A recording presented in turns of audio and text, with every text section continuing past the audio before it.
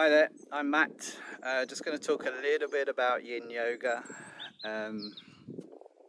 Chinese form of yoga based around the meridian channels and fascia release.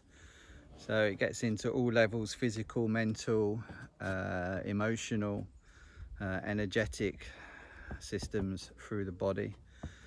It's very accessible for all types of people. You know, a lot of people say, oh, I'm not flexible enough to do yoga. Well, this is the ideal place to start. Really good for deep tissue release, to lengthen the muscle, to release the connective tissue.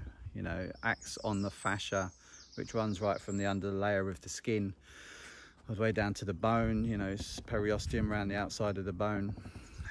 Blood vessels, everything right the way through the body is wrapped in sheaves and sheaves of fascia.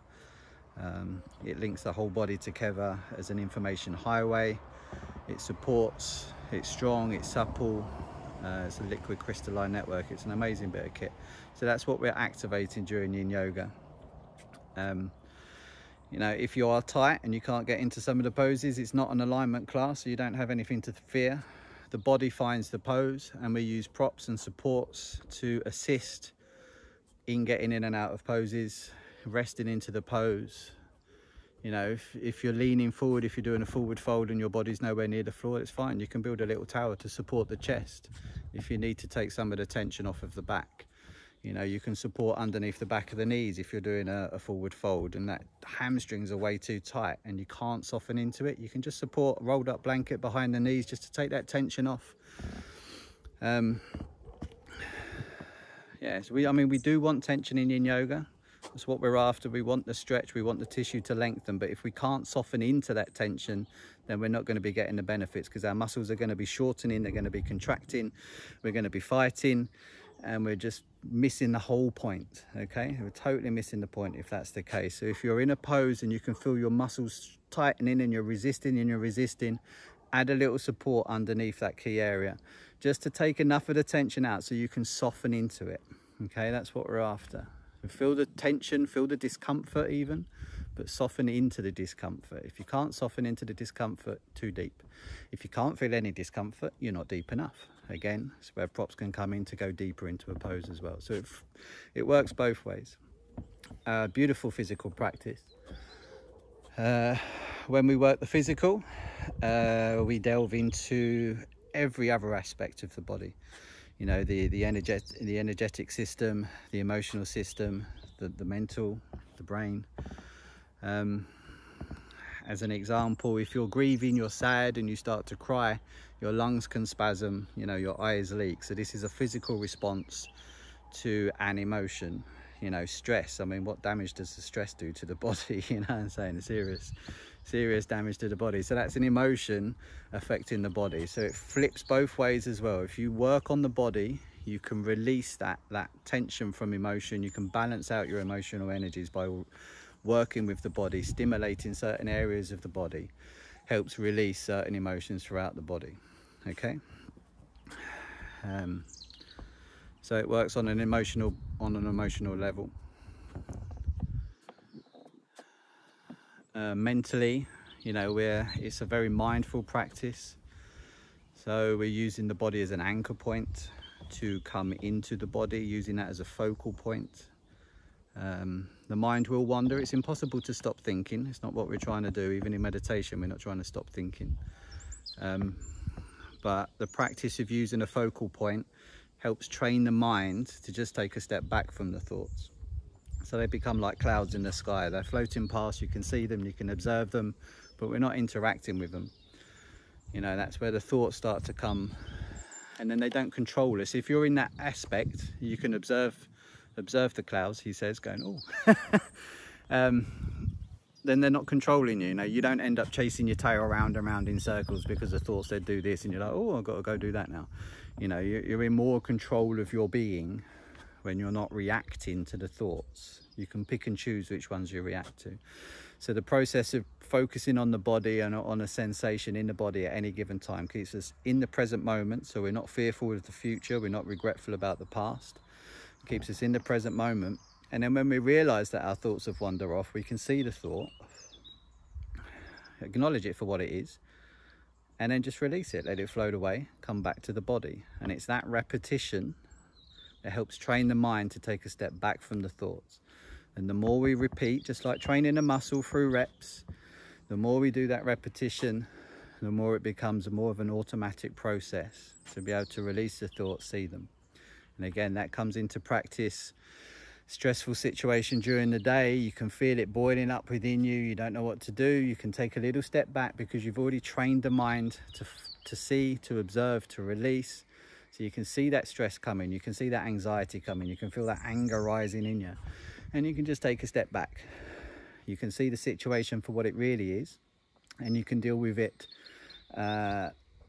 functionally, properly, you know, without just reacting and being reactive to it. You can take a step back out of the situation, see it from a different point of view, and then deal with it appropriately. So really good mentally, really good emotionally, really good physically. Getting into the nervous systems as well. So fight or flight, everything's do. You know, we're always reacting to stuff, we're always doing stuff, we're always in control of doing stuff, you know. It's really good to just get out of that. When we sleep, we heal, but it's no real good if we can't sleep because we're wired from the day. You know, all our subconscious is absorbing is action, do, stress. You know, road rage, work rage, families, you know, friends. There's umpteen situations in life that just drive us crazy.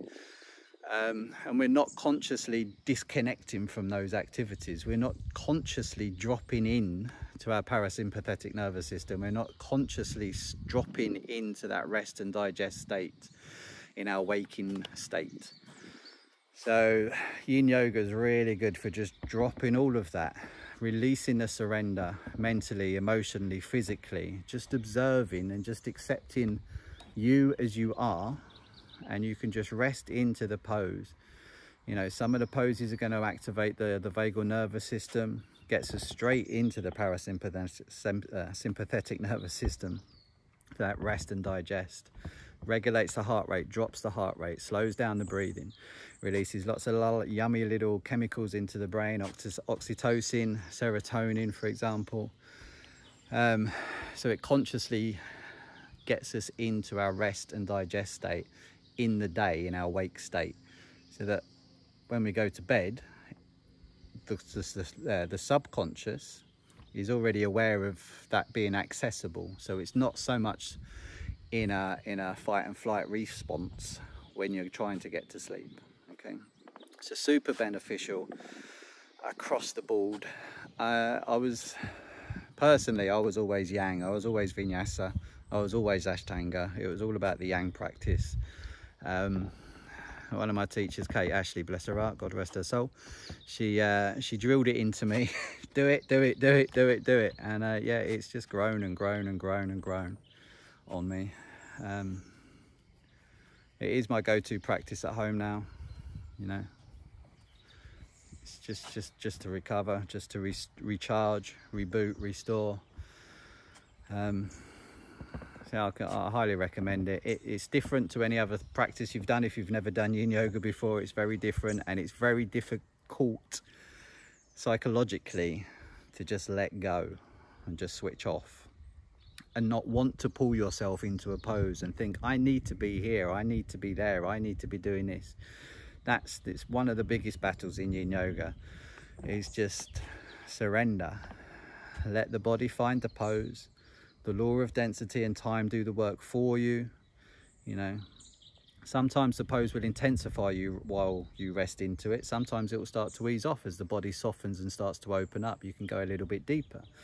Sometimes it just screams at you and you need to add a support to take some of that tension off over time. It's perfectly fine. Sometimes you just rest and it's just about right for the full 2 minutes, 3 minutes, 4 minutes, depending on how long you're holding it.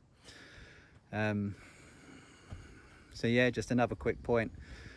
It's okay to adjust in Yin Yoga. What we don't want to do is fidget. So if you get into a pose and you're like, oh yeah, this is good. Oh no, it's not. And then you come out and then you think, oh, this is not, you know, you don't want to jump in and out of a position. Nice little dance. You don't want to jump in and out of a position. You want to soften into a position, let that intensity grow in the pose for as long as you can. Once you realize you start resisting, just add a little bit of support and then soften into it again.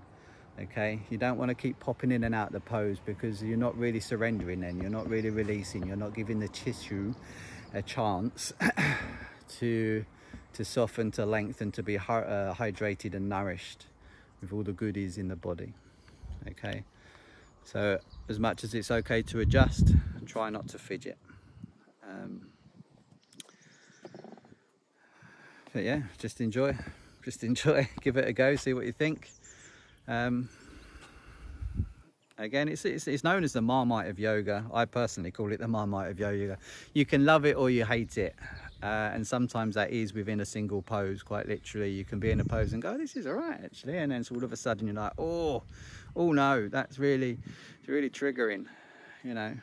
And resistance comes physically, the muscles tense up. Resistance comes mentally, so your mind goes somewhere else. Your mind, you know, you just want to take your mind away from the body and you want to focus on anything but the sensation in the body. It really triggers emotions.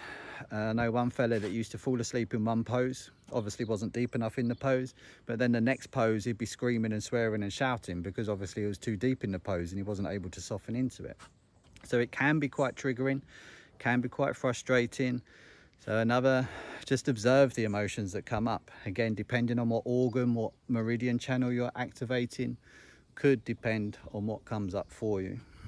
So it's a real good practice for exploration of the mind, of the soul, of the body. It's a real good practice of surrender and acceptance. That's the biggest thing.